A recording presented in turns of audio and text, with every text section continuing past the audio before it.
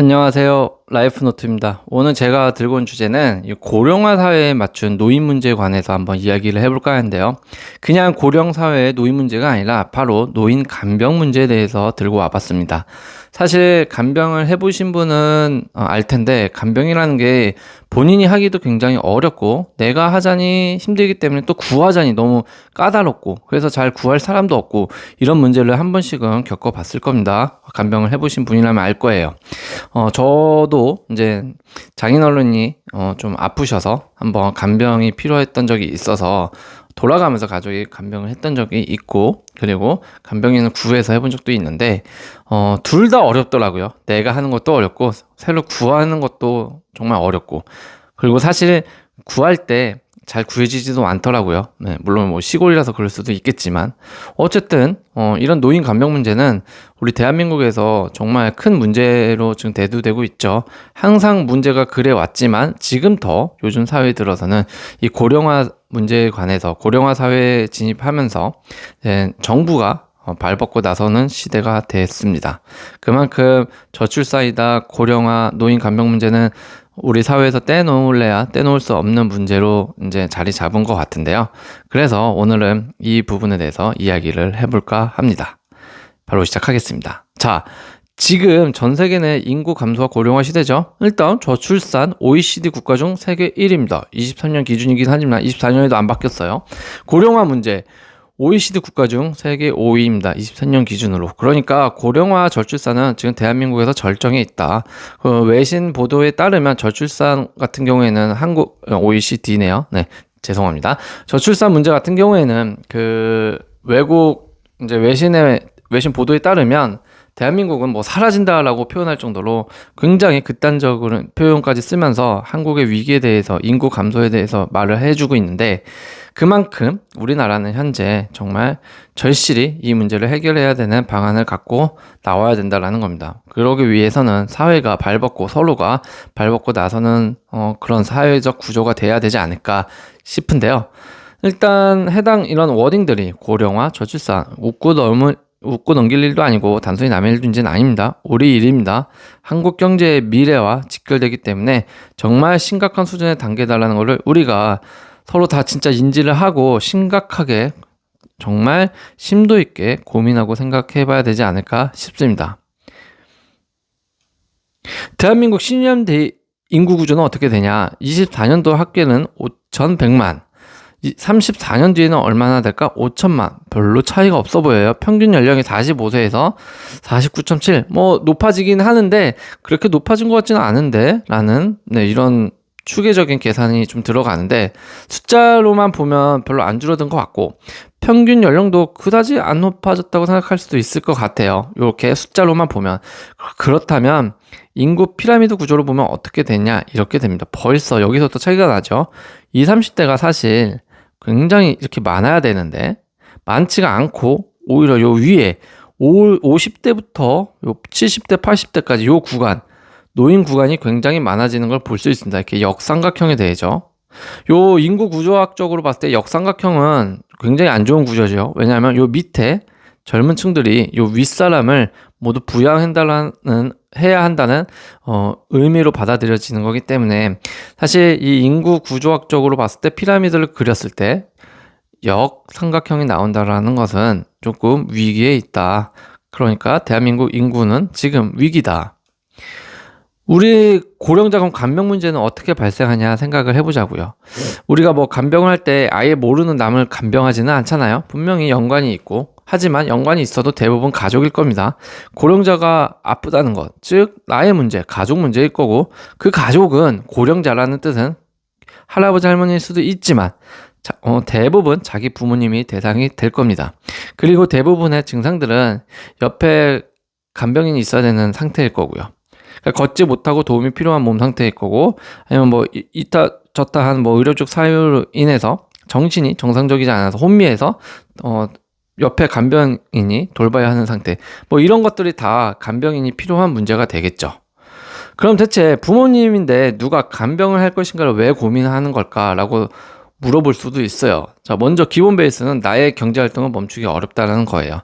우리 사회가 당연 부모님은 제가 모셔야지 하고 싶지만 그렇게 하지 못한 이유는 뭐다? 내가 금수저가 아닌 이상 나는 지금 돈 벌러 나가야 되기 때문에 제가 돌봐줄 수가 없습니다라는 겁니다. 통계청 자료에 따르면 14년부터 24년까지 쭉 봤을 때 연도별 간병비입니다. 1평균 14년에는 8만 원이었죠. 그런데 24년에는 무려 12.7만 원, 뭐 13만 원 정도 되는 거예요. 9년, 10년 만에 한 5, 6만 원이 오른 건데 이것도 1평균입니다. 이게 인건비나 뭐 물가를 생각하면 뭐 맞을 것도 같은데 사실 이렇게 하루에 13만 원씩 내면서 간병인을 쓴다는 게 맞나 싶죠. 왜냐면 절대 적은 돈이 아닙니다. 월로 계산해 보면. 그러면 보건복지부가 발표한 23년 기준으로 월 평균 간병 비용은 얼마나 되냐 했을 때 이 간병비는 월 평균 370만 원. 65세 이상 가구의 중위소득 평균이 224만 원이라고 합니다. 그러니까 보통 부모가 65세 이상 됐을 때 자녀가 370만 원 이상 내야 된다. 뭐 이런 건데 사실 375만 원 이상 버는 사람이 많지가 않을 수도 있어요. 일반적인 서민들에 의하면 부모가 65세 이상 70세가 됐다면 자녀가 한 30대에서 40대 정도 됐을 거고 뭐 빨리 결혼하신 분들이라면 자녀가 좀 젊을 거고 뭐 늦게 결혼하실 거면 늦게 결혼하신 분들이라면 자녀가 좀 젊을 거고 일찍 결혼한 사람은 그래도 좀 자녀가 나이가 들어서 월 수입이 있을 수가 있어요. 어쨌든 월 평균 370만 원은 맞벌이 하지 않는 이상 외벌이가 혼자 간병비까지 내면서 그리고 자기 생활을 영위해가기에는 굉장히 힘들 겁니다. 그러니까 이 월 평균 간병 비용을 절대 줄일 수가 없는 구조가 안 되면 맞벌이가 하지 않는 이상은 글쎄요, 굉장히 부담되는 금액이다. 1가구당 굉장히 부담되는 금액이다. 이렇게 볼 수가, 해석이 될 수가 있는 거죠. 그러면 간병비가 비싸니까 가족이 간병하겠네라고 생각하지만 또 비싸도 간병인을 구한다는 게 50% 이상입니다. 요 자료에 의하면 본인이나 가족이 입원했을 때 누가 간병했나라고 설문조사를 해보니 간병인을 구했다가 53.4%가 됐습니다. 그러니까 이론상으로는 간병비 지출이 크면 간병을 안 할 것 같지만 현실은 안 합니다. 왜? 차라리 그냥 그 돈이 내더라도 맞벌이해서 내 멘탈적으로나 경제적으로 더 모을 수 있어요. 맞벌이해서 300만 원, 400만 원 나가는 게 오히려 더 낫다고 판단이 됐나 봐요.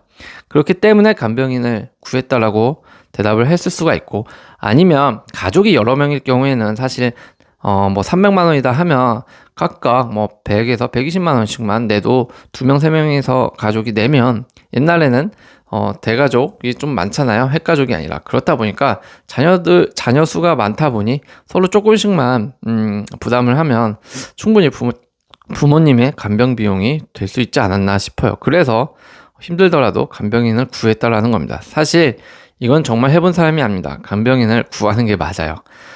거동이 불편하고 모든 걸 해줘야 되는 상태의 환자라면, 고령자 상태라면 자신이 가족이 간병하기가 매우 어렵습니다. 우리 TV 프로그램에서도 가끔 보면 연예인들이 자기 부모님 거동이 불편하고 뭐 뇌졸중이나 뇌출혈로 쓰러져서 거의 식물인간이다시피 한 그런 부모님을 모시고 살았는데 뭐 똥기저귀 갈고 이게 굉장히 힘들었다, 죄책감을 가졌다, 이런 얘기를 한 번씩은 볼 수 있었을 거예요. 그게 다 정말 간병이 자체가 힘들다라는 그런 예를 들어주는 거 아닌가 싶습니다. 자, 그렇다면 간병이 필요한 가족은 더 이상 빨간 날이 싫다는 기사를 본 적이 있어요. 그 이유가 뭐냐? 간병비는 물가지수 대비해서 6년 동안 무려 8%나 상승을 했습니다. 물가지수 대비해서 상승한 겁니다. 반면에 소비자 물가지수는 떨어졌는데 말이죠. 그러니까 간병비는 물론 인건비 때문에 그런 건데 인건비는 계속 앞으로도 오를 테니까 그래도 6년 동안 8% 오른 거 굉장히 많이 오른 거죠. 이것도 소비자 물가지수랑 같이 올라가고 같이 내려가면 상관이 없는데 떨어지는데 반대로 올랐다라는 거는 이거는 정말 하늘 높은 줄 모르고 올라가는 물가지수죠. 설 추석 빨간 날이 연휴 같은 경우에는 길잖아요. 그렇다 보니까 이 간병인 쓰다 보면 추가 수당으로 실제 간병인 고용 시 추가 금액으로 한 뭐 8, 90만 원씩 더 비용이 상승한다고 해요. 그러니까 연휴에는 그냥 꼬박 내가 내 가족을 돌보는 거죠. 그러니까 긴 연휴에는 시댁이나 자기 부모를 내내 자녀가 직접 돌보느라 남들처럼 쉬지 못한다는 그런 하소연 기사가 곳곳에 눈에 띈 적이 있죠. 그만큼 간병이 힘든 것이고, 간병비는 절대적으로 낮추거나 국가에서 지원이 필요한 부분이다. 또 이렇게 생각할 수가 있어요. 아니, 빨간 날이든 아니든 간에 자기 부모가 아파서 자녀가 돌보는 거는 당연하지 않나요? 라고 하는데, 당연하죠. 추석에만 돌보면 괜찮습니다. 근데 아픈 사람은 추석에만 아픈 게 아니잖아요. 그 전부터 1년, 5년, 10년 동안 아파갖고 그 중에 한번 겪는 추석일 뿐인데, 간병인 입장에서는 그게 1년째, 2년째, 10년째 하고 있다라는 거죠. 그 부분이 힘든 겁니다. 그래서 뭐 자기 부모를 자녀가 모시는 거가 당연하다, 아니다 라는 문제로 이걸 치부하고 접근해서는 안 된다. 자, 그렇다면 돌봄 서비스 공급 부족의 전망인데 이게 한은에서 뭐 낸 거라고 해요, 통계를. 자, 통계청에서 인구 추계를 한 결과 19만에서 42년에는 61만, 155만이 부족하다고 합니다. 이거는 부족한 인원이에요. 네. 늘어난 게 아니에요, 인원이. 그러니까 이 말이 무슨 말이냐. 지금 22년 과거 약 3년 전에만 하더라도 19만 명이 모자랐고 42년 되면 155만 명까지 있어야 요게 인구 구조학적으로 돌봄 서비스를 하는 게 맞아떨어지는 숫자인데 무려 155만 이상이 부족한 인원이 될 거다. 과거부터 현재까지도 부족한데 앞으로 몇 배나 더 부족해지는 거냐 이거죠. 한 번이라도 진짜 간병을 구해본 사람은 이 부족하다라는 거 알까요? 정말 안 구해집니다. 그리고 뭐 조선족도 많고 사실 중국인 분도 많고 뭐 베트남 분도 계시다 보니까 이렇게 외국인이 많다 보니까 구하기가 매우 좀 까다로운 분도 계시고 외국인을 선호하지 않고 조금 나는 한국인을 선호한다. 우리 부모님은 한국인이 좀 돌봐줬으면 좋겠다 하면 대기가 길거나 매우 구하기가 어렵습니다. 외국인은 많을 수 있지만 한국인은 별로 없다. 그렇기 때문에 외국인만 구하는데 우리 대한민국에서는 외국인 근로자에 대한 돌봄 서비스에 만족을 하지 못한다. 뭐 그렇게 볼 수도 있는 것 같습니다. 자, 65세 이상 노인은 증가하는데 부양할 인원이 있나? 라고 봤더니 65세는 23년도부터 70년도까지 비중을 추이를 놓고 보니까 명입니다. 950만 명에서 1700. 엄청 늘어나죠. 네, 비중이 점점 늘어납니다. 그러니까 이미 늙었는데 대한민국 사회가 70년대 가면 2070년까지 가면 정말 1700만 명이 될 거라고 하네요. 65세 이상 고령자가. 그러니까 대한민국 인구가 약 5100만이죠. 근데 이 5100만도 현재 유지될 거라는 확신도 없어요. 왜냐하면 계속 저출산이니까요. 그리고 중간중간에 계속 사망해서 죽고 이 인구수에서 빠지는 숫자가 있을 수 있기 때문에 그런 걸 모두 계산해 보면 대한민국 2070년도에 인구수는 5100만이 안 될 거고 근데 이대로 고령화 추세를 보니 70년도가 되면 바로 1700만 명이나 65세 이상이 된다고 하니까 매우 심한 상황이죠. 심각한. 노인을 간병하는 간병인이 결국 노인이 된다라는 거예요. 지금도 간병 서비스를 신청해 보면 뭐 노인이라는 게 백발의 노인이 온다는 거 아닙니다. 염색을 하고 오시죠. 그 아주머니들의 대부분. 그런데 나이를 물어보면 대부분 그분도 어떻게 보면 간병을 받아야 되는 분들일 수도 있으나 다행히 건강한 분이셔서 돌보고 있는 거일 수도 있다라는 겁니다. 대부분 나이가 70세 이상은 기본으로 넘습니다. 간병을 해주시는 분들이. 물론 뭐 50대는 없고요. 사실 60대, 65세 이상이 있다라고 하는데 65세 이상만 보더라도 지금 노인으로 저희가 취급하고 있잖아요. 통계로 보더라도. 그러니까 65세 이상은 기본이 되고 70세, 75세 이상도 굉장히 많습니다. 돌봄 서비스, 간병 서비스를 이용할 분들이라면 정말 잘 알 겁니다. 그런데 이게 이제 노인이 되고 간병인이 노인이 되고 또 아니면 외국인이 되다 보면 간병 서비스의 질도 저하될 수 있다라는 거예요. 그러니까 이게 굉장히 참 양쪽을 충족하기가 이렇게 만족하게 하기가 굉장히 어려운 이런 서비스인 것 같습니다. 고령자 간병은 모든 스트레스의 근원이라고 해요. 간병은 비용만 보더라도 스트레스고요. 이런 넉넉지 못한 가정 하나는 파탄의 원인이 되기도 합니다. 부부싸움의 원인이 당연히 되죠. 뭐 내 부모님 할 때는 안 했는데 왜 너희 부모님 할 때는 이렇게 집에 돈도 없는데 자녀 키우기도 빡빡한데 몇백만 원씩 써야 되냐, 이게 부부싸움의 원인이 되기도 실제 합니다. 그리고 또 이를 보고 듣는 간병 본인 고령자 자체도 스트레스고요. 난 다행이다. 아직 부모님이 젊으셔서 나중 일일 것 같아요. 괜찮네요. 제가 알아서 대비할게요. 그런 생각을 가지셨다면 이거는 매우 잘못된 생각입니다. 절대 한참 후의 일이 아닙니다. 심장질환, 뇌졸중 갑자기 옵니다. 뇌경색 갑자기 옵니다. 예고 없이. 그러니까 오늘 안녕 잘 갔다 와 하고 쓰러져서 내일부터 간병인이 될 수가 있습니다. 그만큼 우리는 인간이 뭐 지금 디지털 사회다, AI 시대다 하면서 모든 게 다 혁명처럼 바뀐 것 같지만 이런 의료학적으로는 지배 못한 것들이 굉장히 많다. 이런 거를 미리 예방할 수 있는 방법이 없다라는 거예요. 즉 스스로 자기 혼자서 건강관리를 하는 방법밖에는 없다라는 겁니다. 그렇기 때문에 절대 우리 부모님이 젊다고 나중에 일이다, 나는 한참 후의 일이니 지금부터 조금씩 그런 뭐 돈이나 이런 걸 천천히 좀 준비를 하겠다, 그러면 늦습니다. 지금부터 준비를 한다고 봐도 뭐 무방합니다. 오늘 당장부터 간병인이 될 수도 있습니다. 본인이 이 점을 꼭 명심을 해야 될 것 같아요. 자녀들이 다시 모시고 싶어 하긴 하나, 이런 요양 실태 조사를 해봤더니 다시 건강이 호전되면 집을 모실 의향이 있다 없다 물어봤더니 없다가 74.6%입니다. 이유는 돌볼 사람이 없어서. 왜? 돈을 벌러 가야 하기 때문입니다. 매우 씁쓸한 상황인 거죠. 부모님이 호전할 그런, 사실 고령자가 간병인이 필요할 정도면 호전이 잘 되진 않는데 호전이 됐다고 하더라도 집으로 모실 의향이 없다고 하는 게 압도적으로 높다라는 겁니다. 왜냐하면 돈 벌러 가야 되고 모실 사람이 없어서입니다. 이게 지금 현재 대한민국의 현실을 반영한 통계가 아닌가 싶어요. 설문조사가. 이해가 되는 건 맞는데 고령 부모님을 모시는 자녀도 또 자녀가 있어서 키우고 하다 보면 돈도 부족하고 시간도 없죠.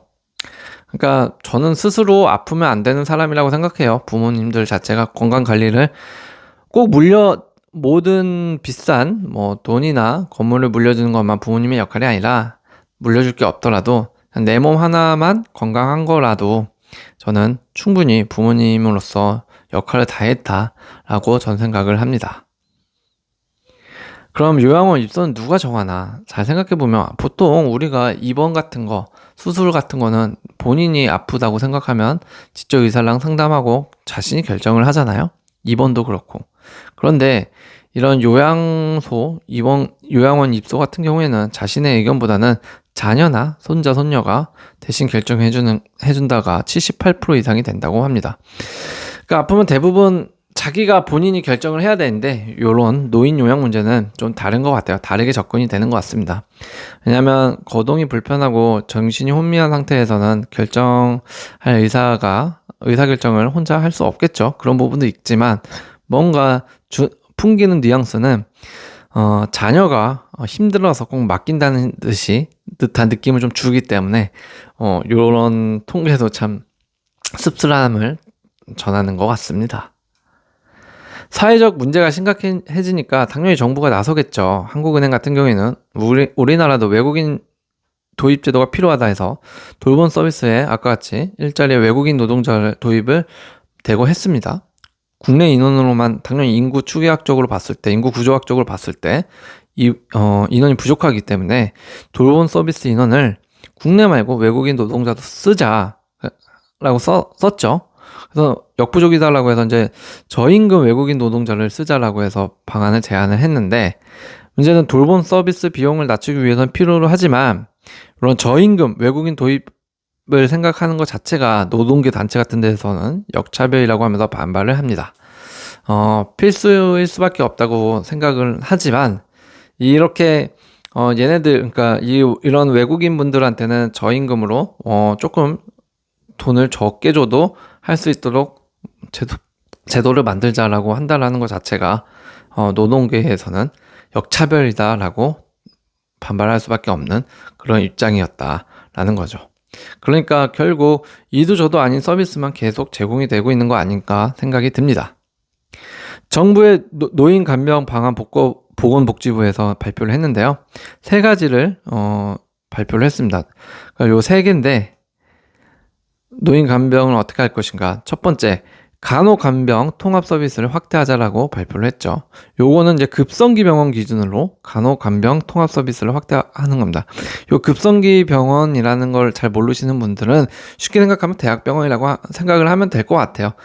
급성 질환이 있는 사람들만 갈 수 있는 그런 병원이죠. 그러니까 질 높은 간호간병 서비스를 통해서 근무 여건을 간호사들의 여건도 개선하고 그래서 이제 성과에 기반해서 합리적 보상을 해주면 간호간병이 이제 통합 서비스를 확대할 수 있다라는 겁니다. 그러니까 간호사가 24시간 내내 그 간병을 통해서 볼 수 있다. 병원 안에서.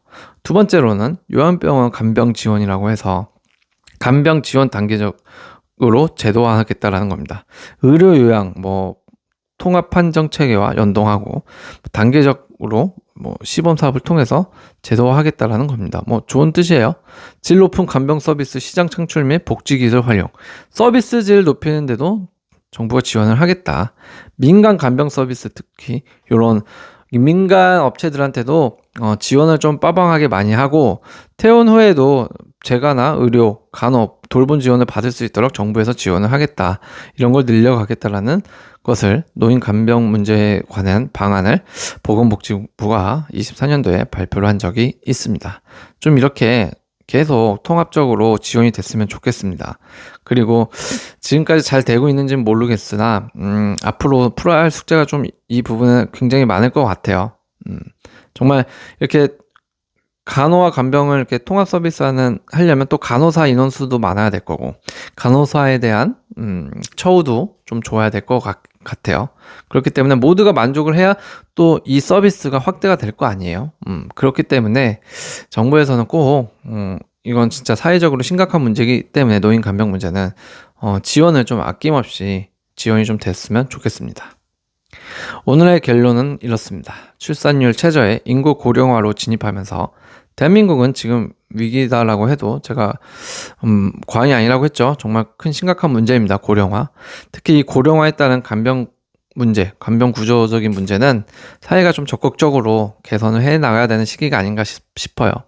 더 이상 남의 나라 문제가 아니고 자기 문제다, 자기 부모 문제다라는 인식을 갖고 지금부터 서로가 잘 보듬어 갈 수 있는 사회가 되기를 바라겠습니다. 오늘도 시청해 주셔서 감사합니다.